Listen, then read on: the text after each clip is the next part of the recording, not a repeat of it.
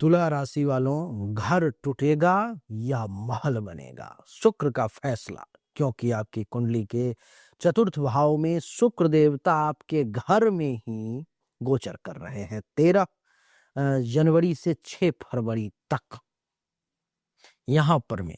और यहां से इनकी सप्तम दृष्टि इस दसम भाव पर में है जो कर्म का भाव है। शुक्र इस कुंडली के प्रथम अर्थात इसके और अष्टम अर्थात इसके भाव के मालिक हैं। तो क्या होगा परिणाम? डर लग रहा है, मन घबरा रहा है, गला सूख रहा है, या आराम से बैठे हुए हो जो होगा देखा जाएगा? नहीं, तो तुला राशि वालों, फैसला करेंगे शुक्रदेव। चतुर्थ भाव में शुक्र का गोचर है और दसम भाव पर में दृष्टि है, तो कुछ न कुछ तो खेल होगा ही होगा। और ये गोचर जीवन बदलने वाला सिद्ध हो सकता है, हो सकता है। चतुर्थ भाव घर का सुख, माता, संपत्ति का होता है और यहां से सीधे इनकी दृष्टि करियर और प्रतिष्ठा को प्रभावित कर रहा है। तो परिणाम शुभ भी है और सावधान रहने वाला भी है। तो आइए चर्चा को आरंभ करते हैं, जानने का प्रयास करते हैं कि कैसा रहेगा आपके लिए ये समय। तो हेलो, नमस्कार, सत श्री अकाल, केम छो, कस्से काय, केरो हाल है, केना छी, यहाँ सब कैसन वानी, हाउ आर यू, कैसे हैं आप लोग? केमो राजो मरक्कम खंभागनी हुकुम केमती अच्छंती की खबोर, नमस्तुभ्यं, राधे राधे, राम राम। पहला परिणाम, घर संपत्ति में बड़ा निर्णय होगा। घर से संबंधित या संपत्ति से संबंधित, घर खरीदने, बेचने, निर्माण या रीइनोवेशन का योग बनेगा। सही निर्णय लिया तो महल बनेगा। भावनाओं में बह गए तो घर टूटने जैसी स्थिति बन जाएगी। इस बात को आप नोट करके रख लो। दूसरा, माता के स्वास्थ्य या उनके सहयोग में बदलाव होगा। माता से भावनात्मक जुड़ाव बढ़ेगा।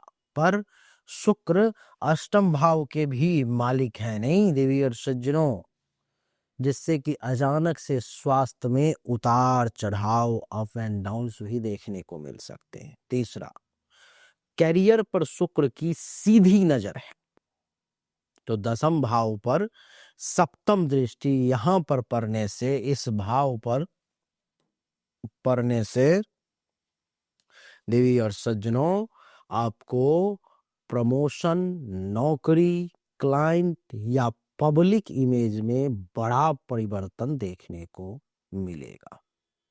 चौथा, वर्क फ्रॉम होम या रियल एस्टेट से भी आपको लाभ मिलेगा।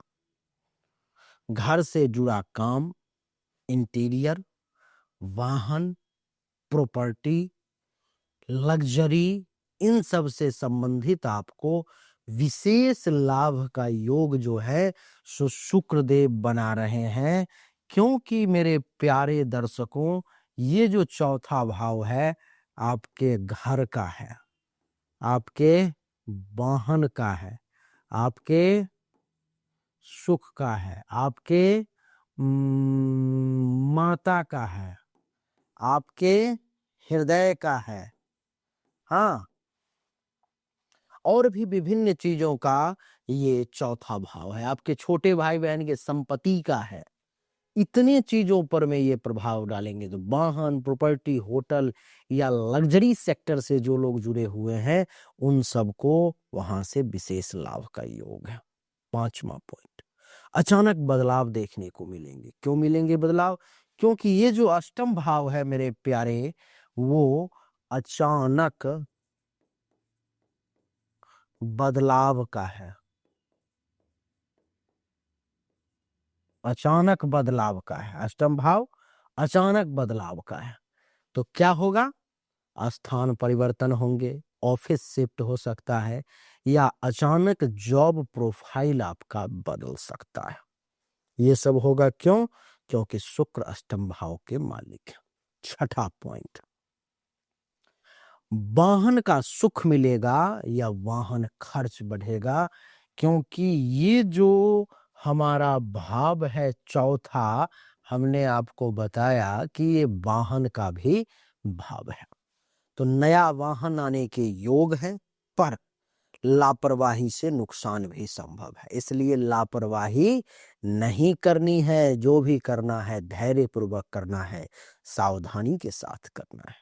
सात, मानसिक शांति होगी या परिवार में तनाव होगा। शुक्र शांति देंगे, पर पुराने पारिवारिक राज या विवाद भी सामने आ सकते हैं। दोनों चीजें हैं, तो विवाद से बचने का प्रयास करें। जो कोई बहुत गहरा पुराना राज है सामने आए तो बहुत ज्यादा परेशान ना हो, बहुत ज्यादा ऐसी स्थिति में जो है सो ये ना करें तो अच्छा रहेगा। आठवां, स्वयं के व्यक्तित्व में आकर्षण देखने को मिलेगा। प्रथम भाव के स्वामी शुक्र होने से आपकी पर्सनालिटी निखरेगी। लोग आपको एक अलग दृष्टि से देखेंगे, आपके तरफ लोग खिंचे हुए चले आएंगे, आकर्षित हो जाएंगे आपके तरफ। तो आप में आकर्षण भी बढ़ेगा, आप थोड़े से स्मार्ट, ब्यूटीफुल, सुंदर, एट्रैक्टिव प्रकृति के व्यक्ति होंगे। और देखो एक चीज मैं आपको बता दूं कि ये जो पहला भाव है आपको थोड़ा सा समझना पड़ेगा। मैं थोड़ा सा, ये पहला भाव आप स्वयं होते हो, ठीक है। ये जो है सो आप स्वयं हो, और यही है शुक्र इस भाव का मालिक है। और स्वयं आप आ गए हो चतुर्थ भाव में, यानी कि इस समय में भोग विलास में, लग्जरी पर आपका खर्चा ज्यादा बढ़ेगा।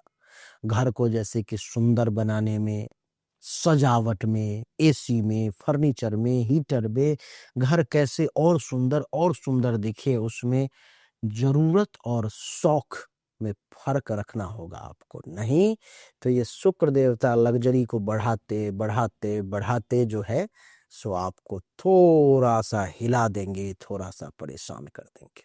10वां, कर्म प्लस संतुलन की अगर मैं बात करूं तो राजयोग, अगर मैं आपको बता दूं, एक सूत्र मैं पहले बता देता हूं आपको। ये देखो, ये सूत्र अगर याद कर लो आप, कर्म प्लस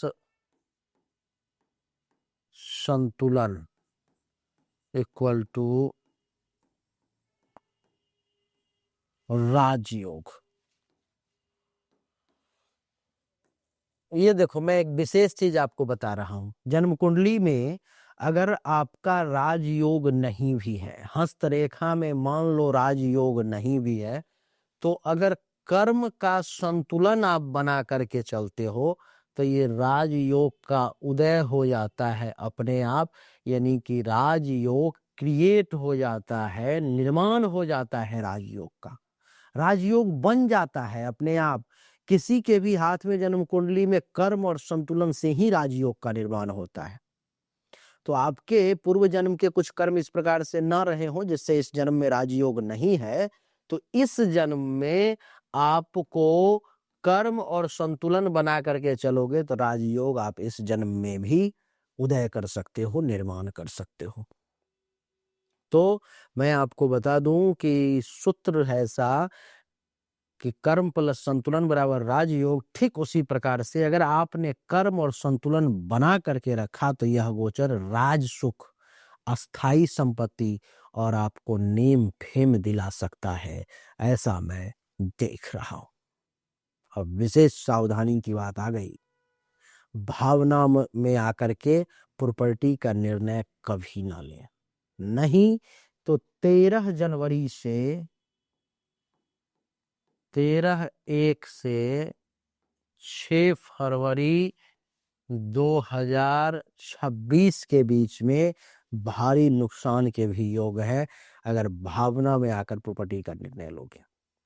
माता के स्वास्थ्य को नजरअंदाज कभी ना करे इस बीच में। जल्दीबाजी में नौकरी छोड़ने का प्रयास ना करें तो अच्छा रहेगा। निष्कर्ष पर अगर मैं पहुंचूं तो यह गोचर घर तोड़ने वाला नहीं बल्कि महल बनाने की शक्ति देता है। शर्त बस इतनी है कि निर्णय बुद्धि से ले, भावुकता से नहीं। तो डियर सज्जनों, यही थी तुला राशि वालों के लिए 13 जनवरी से लेकर के 6 फरवरी तक के शुक्र के चौथे भाव में गोचर का परिणाम, जो मैंने आपको बताने का प्रयास किया। उम्मीद करता हूं अच्छा लगा होगा। अगर अच्छा लगा तो लाइक करें, चैनल को सब्सक्राइब करें, 2 4 5 लोगों को शेयर कर दें व्हाट्सएप फेसबुक पर। मैं तो बहुत आभारी रहूंगा आपका। और पर्सनली अगर इस प्रकार से अपनी जन्म कुंडली का पर्सनल एनालिसिस चाहते हो, अथवा जन्म कुंडली नहीं है तो हस्तरेखा का अगर पर्सनल एनालिसिस चाहते हो, तो आप सामने दिए गए नंबर पर मैसेज डाल सकते हो, व्हाट्सएप कर सकते हो। जो शुल्क है जमा करोगे, आपको सही और एक्यूरेट जानकारी प्राप्त हो। राधे राधे, राम राम।